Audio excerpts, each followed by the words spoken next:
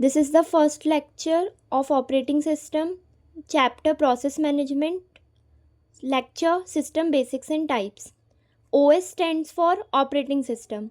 So operating system एक interface होता है यूज़र और कंप्यूटर हार्डवेयर के बीच में. यूज़र मतलब हम जो यूज़ करते हैं कंप्यूटर को, और कंप्यूटर हार्डवेयर का मतलब जैसे प्रोसेसर, मेमोरी, हार्ड डिस्क, ये सारे फिजिकल पार्ट्स. तो इंटरफेस एक माध्यम होता है, तो ओएस एक माध्यम है जिससे हम यूज़र और कंप्यूटर हार्डवेयर के बीच में बात करवा रहे हैं, कम्युनिकेट करा रहे हैं. अब इसकी ज़रूरत क्यों पड़ती है? जो नॉर्मल यूज़र होता है उससे परमिशन नहीं होती है कि वो हार्ड डिस्क को प्रॉपरली अच्छे से रीड कर पाए बिना ऑपरेटिंग सिस्टम के. जो ऑपरेटिंग सिस्टम के टाइप्स हैं वो है मैक ओएस, विंडोज़ और आईओएस. तो हम कवर करेंगे operating system definition, types of operating system और ड्यूअल मोड ऑफ ऑपरेशन. जैसे ये जो एप्लीकेशंस होते हैं जैसे टेलीग्राम, व्हाट्सएप, तो हम इन्हें बिना ऑपरेटिंग सिस्टम के यूज़ नहीं कर सकते. सो जो प्रोसेसर होता है उस पर हम कोई भी एप्लीकेशन रन नहीं कर सकते बिना ऑपरेटिंग सिस्टम के. प्रोसेसर का मतलब कंप्यूटर का वो हिस्सा जहाँ सारे कैलकुलेशंस और इंस्ट्रक्शंस हैंडल होते हैं. ऑपरेटिंग सिस्टम को हम बोल सकते हैं कि ये एक ऐसा सॉफ्टवेयर है जो एब्स्ट्रैक्ट करता है हार्डवेयर को. इसका मतलब ये होता है कि ऑपरेटिंग सिस्टम एक सॉफ्टवेयर है जो हार्डवेयर को आपके लिए सिंपल और इजी बनाता है. हार्डवेयर का हिस्सा जैसे प्रोसेसर, मेमोरी, हार्ड डिस्क, ये सब चीज़ें कंप्यूटर के फिज़िकल पार्ट्स होती हैं और इनको डायरेक्टली समझना या कंट्रोल करना मुश्किल होता है. तो ऑपरेटिंग सिस्टम एक लेयर की तरह काम करता है जो इन कॉम्प्लिकेटेड हार्डवेयर डिटेल्स को छुपाता, मतलब एब्स्ट्रैक्ट करता है और आपको स्मूथ एक्सपीरियंस देता है.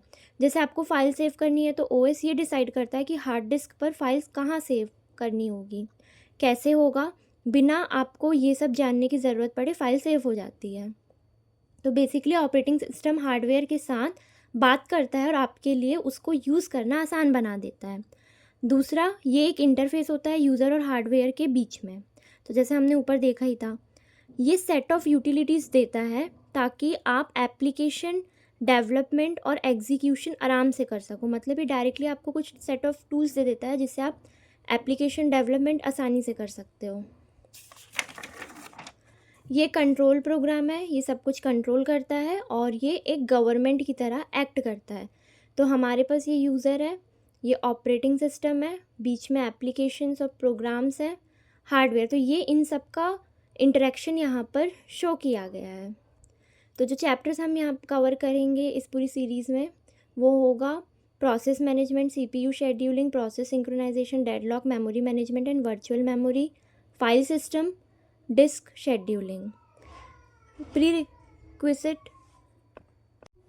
प्री रिक्विजिट ऐसी है कि हमें नंबर सिस्टम के बारे में पहले से पता होना चाहिए, बाइनरी, हेक्साडेसिमल कन्वर्जन्स कैसे होते हैं, और हमें बेसिक्स पता होना चाहिए कंप्यूटर सिस्टम का.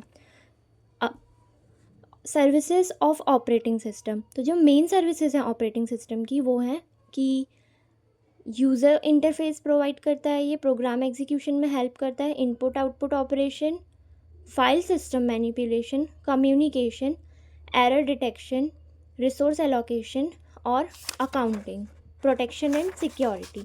तो जो पहली सर्विस है ऑपरेटिंग सिस्टम की वो होती है यूज़र इंटरफेस. ये मदद करता है ह्यूमन को कि वो कंप्यूटर के साथ इंटरेक्ट कर पाए और कम्युनिकेट कर पाए आसानी से, क्योंकि हमें पता है कंप्यूटर दूसरी लैंग्वेज समझता है जिसे अपन बाइनरी बोलते हैं. तो ये जो यूज़र इंटरफेस है इसका पार्ट होता है डिस्प्ले स्क्रीन, मतलब यूआई का पार्ट होता है. जो स्क्रीन हमें दिखती है, कीबोर्ड, माउस और डेस्कटॉप कैसा दिखना है, ये सब यूज़र इंटरफेस के अंदर आते हैं. प्रोग्राम एग्जीक्यूशन सबसे ज़्यादा इंपॉर्टेंट फीचर होता है. ये बताता है कि जो प्रोग्राम है उसे मेमोरी में लोड किया जाता है और फिर उसके इंस्ट्रक्शंस रन होते हैं. तो ये ऑपरेटिंग सिस्टम करता है. किसी भी प्रोग्राम का एग्जीक्यूशन कौन करता है? Operating system. प्रोग्राम एग्जीक्यूशन का मतलब प्रोग्राम को मेमोरी में लोड करना और फिर उसके इंस्ट्रक्शंस को चलाना. इनपुट आउटपुट ऑपरेशन, जैसे अगर हमारे पास कई सारे डॉक्यूमेंट्स हैं, तो पहले कौन सा डॉक्यूमेंट प्रिंट होगा या फिर प्रिंटर को कब कौन यूज़ करेगा, ये सब ओएस डिसाइड करता है। File system manipulation, hard disk से रिलेटेड जितना भी काम है वो सब ऑपरेटिंग सिस्टम मैनेज करता है। जैसे हमें लगता है कि वो जो नया फाइल या फोल्डर है वो हम बना रहे हैं, बट एक्चुअली में वो कौन कर रहा है, वो ना ही यूज़र करता है ना ही कोई एप्लीकेशन कर रहा है, वो ऑपरेटिंग सिस्टम के द्वारा हो रहा है। और ऐसे ही डिलीट करना, रीनेम करना, मूव करना, ये सब ऑपरेटिंग सिस्टम करता है। ऑपरेटिंग सिस्टम की दूसरी एक और सर्विस होती है कम्युनिकेशन, मतलब दो प्रोसेसेस के बीच कम्युनिकेशन में हेल्प करता है operating system.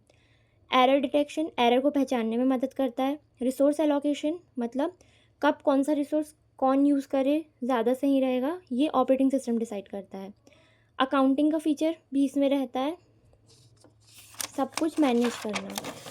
And then protection and security. Operating system के गोल्स, ये कन्वीनियंट होना चाहिए, मतलब सब इसे आराम से यूज़ कर सके, यूज़र फ्रेंडली। एफिशिएंसी, मतलब ये एफिशिएंट होना चाहिए, सब काम कर ले। पोर्टेबिलिटी, मतलब कोई भी कंप्यूटर पर ऑपरेटिंग सिस्टम इंस्टॉल हो सके, जैसे विंडोज़ हो उसमें भी ओएस हो सके, और कोई कुछ दूसरा है तो उसमें भी हो सके, दूसरा सिस्टम है तो उस पर भी अपन ओएस इंस्टॉल कर सके। रिलायबिलिटी, मतलब कि हमें पूरा भरोसा रहे कि जो प्रोग्राम एग्जीक्यूट हो रहा है वो सही है कि नहीं, ऑपरेटिंग सिस्टम रिलायबल होना चाहिए। स्केलेबल का मतलब अपडेट्स हमेशा आते रहें और सिक्योरिटी इंस्टॉलमेंट्स होती रहे। रोबस्टनेस, मतलब अनएक्सपेक्टेड सिचुएशन में भी प्रॉपरली काम चले। अब आते हैं टाइप्स ऑफ ऑपरेटिंग सिस्टम में, तो ये याद रखना कि हर एक ऑपरेटिंग सिस्टम जो यहाँ पर दिया गया है उसका कुछ डिसएडवांटेज था, तो उसे ओवरकम करने के लिए आगे दूसरे ओएस आए।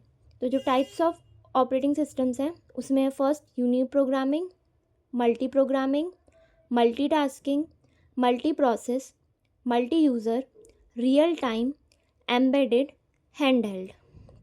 यूनि प्रोग्रामिंग ऑपरेटिंग सिस्टम, एक ऑपरेटिंग सिस्टम जो अलाउ करता है कि मेन मेमोरी में एक टाइम पर एक ही प्रोसेस रहेगी। तो हमें जैसे कि पता है कि जो ऑपरेटिंग सिस्टम होता है वो खुद कहाँ पर होता है, वो मेन मेमोरी में होता है। हमारे पास ये मेन मेमोरी है, तो इसमें क्या होगा, इसमें ऑपरेटिंग सिस्टम होता है और यहाँ पर और प्रोसेसेस भी हो सकती हैं, पर एक टाइम पर सीपीयू को तो कोई एक ही यूज़ करेगा, या तो इस टाइम पर सीपीयू को ओएस यूज़ करेगा या तो कोई एप्लीकेशन और ये कोई प्रोसेस यूज़ कर रही होगी इसे। तो अभी के लिए हम प्रोसेस और प्रोग्राम को एक ही मान रहे हैं, आगे के लेक्चर्स में क्लियर करेंगे। तो ऐसा ऑपरेटिंग सिस्टम जो अलाउ करता है कि केवल एक ही प्रोसेस रहे मेन मेमोरी में, उसे हम बोलते हैं यूनि प्रोग्रामिंग। तो मतलब अगर सिर्फ ये अलाउ करता है कि केवल एक ही प्रोसेस रहे मेन मेमोरी में, तो ये हो गया यूनि प्रोग्रामिंग ऑपरेटिंग सिस्टम। पर अब इसका डिसएडवांटेज क्या है, सपोज़ ये जो प्रोसेस है P1, इसको प्रिंटर की ज़रूरत थी, तो ये प्रिंटर के पास चली गई प्रोसेस प्रिंटर को यूज़ करने के लिए, पर क्योंकि ये P1 कंप्लीट नहीं हुई है तो ओएस अलाउ नहीं करेगा कि सीपीयू को कोई और यूज़ करे, तब तक सीपीयू क्या रहेगा, आइडल रहेगा। जैसे यहाँ पे समझते हैं, तो प्रोग्राम रन करने के लिए प्रोसेसर का यूज़ होता है, मतलब सीपीयू का यूज़ होता है, और प्रोग्राम के जो इंस्ट्रक्शंस होते हैं, कोड होते हैं, वेरिएबल ये सब मेन मेमोरी में होते हैं। तो मतलब प्रोग्राम को रन करने के लिए यूज़ होता है सीपीयू का, और मेन मेमोरी में उस प्रोग्राम की सभी चीज़ें होती हैं। तो वो प्रोग्राम कहाँ होगा, मेन मेमोरी पर। फिर क्या होता है कि जो प्रोग्राम का सिंगल स्टेटमेंट सीपीयू एक एक कर अपने अंदर ले जाता है रन करने के लिए, तो इस प्रोग्राम का एक एक स्टेटमेंट सीपीयू अपने अंदर ले जाकर रन करेगा, ऐसे वो प्रोग्राम रन होता है। तो ये यूनि प्रोग्रामिंग में क्या होता है कि जो मेन मेमोरी है उसमें ओएस के साथ में केवल एक ही प्रोग्राम रहता है, और हमारे पास यहाँ सीपीयू है, तो सीपीयू में रन हो रहा था प्रोग्राम। सपोज़ अगर ये प्रोग्राम जो है ये सीपीयू में रन हो रहा था, अचानक इस प्रोग्राम को हार्ड डिस्क चाहिए, तो ये प्रोग्राम क्या करेगा, ये हार्ड डिस्क लेने चला जाएगा। तब तक CPU खाली रहेगा, मतलब आइडल रहेगा। तो जब प्रोसेस इनपुट या आउटपुट ऑपरेशन के लिए चली जाएगी तो CPU खाली रहेगा। तो ऐसे में यूनी प्रोग्रामिंग OS क्या करता है, ये CPU को प्रॉपरली यूटिलाइज नहीं कर रहा है, CPU खाली बैठा रह गया। फिर आते हैं मल्टी प्रोग्रामिंग ऑपरेटिंग सिस्टम। अब मल्टी प्रोग्रामिंग ऑपरेटिंग सिस्टम क्यों आया, ताकि जो यूनी प्रोग्रामिंग के डिसएडवांटेज थे उसे अलग कर सके। ये एक ऐसा ऑपरेटिंग सिस्टम है जो अलाउ करता है कि मल्टीपल प्रोग्राम्स मेन मेमोरी में आ जाएं। So now when a process goes for input output operation, then operating system can schedule other process to run on CPU, hence better CPU utilization will take place. तो अब क्या होगा, अगर suppose ये जो हमारा मेन मेमोरी है, ये मेन मेमोरी का प्रोसेस P1 CPU को यूज़ कर रहा था और उसे इनपुट आउटपुट के लिए जाना पड़ा, तो अब CPU खाली ना होकर क्या करेगा, वो कोई दूसरी प्रोसेस को रन करने लगेगा। सपोज P2 को रन कर लेगा। सो जो number of processes main memory में होती हैं एक टाइम पर, उसे हम बोलते हैं डिग्री ऑफ मल्टी प्रोग्रामिंग। तो यहाँ डिग्री ऑफ मल्टी प्रोग्रामिंग क्या होगी, 3। When degree of multiprogramming increases then CPU utilisation also increases but up to a limit. तो मतलब जब मेन मेमोरी में बहुत सारी प्रोसेसेस होंगी तो मतलब डिग्री ऑफ मल्टी प्रोग्रामिंग भी बढ़ेगी, ऐसे में CPU का यूटिलाइजेशन भी बढ़ जाएगा। अब आते हैं type of multi programming operating system, non primitive and primitive. Non primitive operating system में क्या होता है कि सपोज़ अगर कोई प्रोसेस जैसे P1 थी, P1 P2 P3 ये मेन मेमोरी में थी OS के साथ।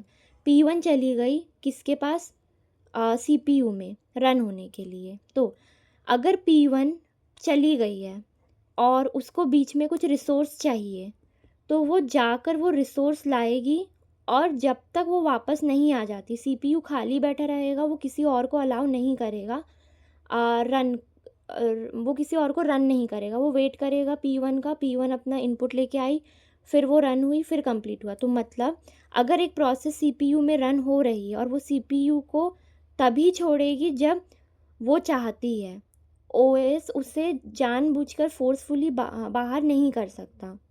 OS forcefully can not take out the process from CPU। मतलब अगर एक बार प्रोसेस अंदर आ गई तो वो पूरा फिनिश होकर ही बाहर जाएगी, उससे OS या फिर कोई और फोर्सफुली बाहर नहीं कर सकता। तो ये होता है नॉन प्रिमिटिव, मतलब नो डिस्टर्बेंस। और प्रिमिटिव का मतलब है कि यहाँ पर डिस्टर्बेंस होता है। अगर कोई प्रोसेस रन हो रही थी, अचानक से कोई प्रायोरिटी वाली प्रोसेस आ जाती है, तो पहली प्रोसेस को हटाकर जो प्रायोरिटी वाली प्रोसेस है उसको एग्जीक्यूट किया जाएगा। तो मतलब यहाँ क्या होता है कि जो रनिंग प्रोसेस है उसे बाहर निकाल दिया जाता है CPU से फोर्सफुली, किसके द्वारा, ऑपरेटिंग सिस्टम के द्वारा। देन आते हैं मल्टीटास्किंग ऑपरेटिंग सिस्टम पर। ये just this is an extension of primitive multi programming operating system in which processes are executed in round robin manner. ये राउंड रॉबिन आगे पढ़ेंगे। मल्टीटास्किंग ऑपरेटिंग सिस्टम का मतलब ये है कि ये प्रिमिटिव मल्टी प्रोग्रामिंग का ही एक एक्सटेंशन है, जिसमें प्रोसेसेस को हम राउंड रॉबिन मैनर में एग्जीक्यूट करते हैं। सपोज ऐसा समझिए, CPU में हमारे पास मेन मेमोरी में सपोज़ हमारे मेन मेमोरी में P1 P2 और P3 प्रोसेसेस थी और OS था। और CPU में कैसा अब होगा रनिंग, पहले P1 प्रोसेस रन हुई, P1 को कुछ चाहिए होगा, वो बाहर चली गई, तो CPU खाली ना बैठ के क्या करेगा, फिर दूसरी प्रोसेस को रन करेगा P2। अब P2 को भी कुछ रिसोर्स चाहिए था, वो भी बाहर चली गई, फिर उसने P3 को किया, पर P3 को भी फिर कुछ चाहिए था, वो बाहर चली गई। अब क्योंकि P1 भी कंप्लीट नहीं हुआ तो अब P1 आके फिर से लाइन में लग गया कि अब मेरा काम थोड़ा सा और कर दो, तो वो फिर से P1 को एग्जीक्यूट करेगी, ऐसा। तो मल्टीटास्किंग में क्या हुआ, राउंड रॉबिन में पहले थोड़ा P1 किया गया, फिर P2 को एग्जीक्यूट किया, पूरा नहीं थोड़ा सा रन किया गया, फिर P3 को, then again P1 P2 P3, ऐसा गया। इसे कहते हैं टाइम शेयरिंग OS। यहाँ पर जो प्रोसेसेस हैं ये नैनो सेकेंड के लिए रन होकर जल्दी से स्विच हो जाती हैं, लेकिन ये बहुत जल्दी होता है, तो हमें ऐसा लग रहा है कि सब कुछ एक साथ हो रहा है, पर सब कुछ एक साथ नहीं होता है। जैसे हम वर्ड फाइल पे भी काम कर रहे हैं, गेम भी खेल रहे हैं, फाइल भी शेयर हो रही है, तो हमें क्या लगता है कि हम वर्ड पर काम कर रहे हैं और फाइल भी शेयर हो रही है, पर ऐसा नहीं है।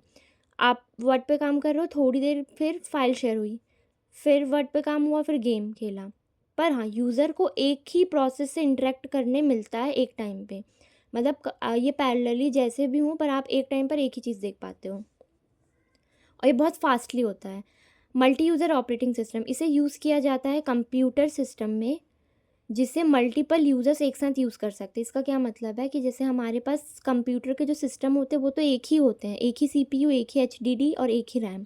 पर यहाँ मल्टी यूज़र ओएस के कारण क्या हुआ, 3 अलग टर्मिनल्स हो गए। तो 3 यूज़र्स एक साथ ये सीपीयू का यूज़, एचडीडी का यूज़ और रैम का यूज़ कर पाते हैं। और ये 3 अलग टर्मिनल्स का मतलब है 3 अलग स्क्रीन्स, 3 अलग कीबोर्ड्स, 3 अलग mouse.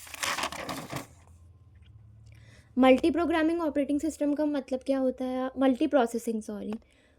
Multi processing operating system का मतलब होता है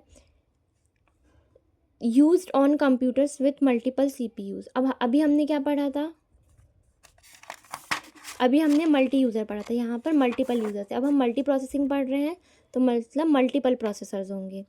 तो इसके भी 2 टाइप्स होते हैं, एक टाइटली कॉपल्ड और एक लूजली कॉपल्ड।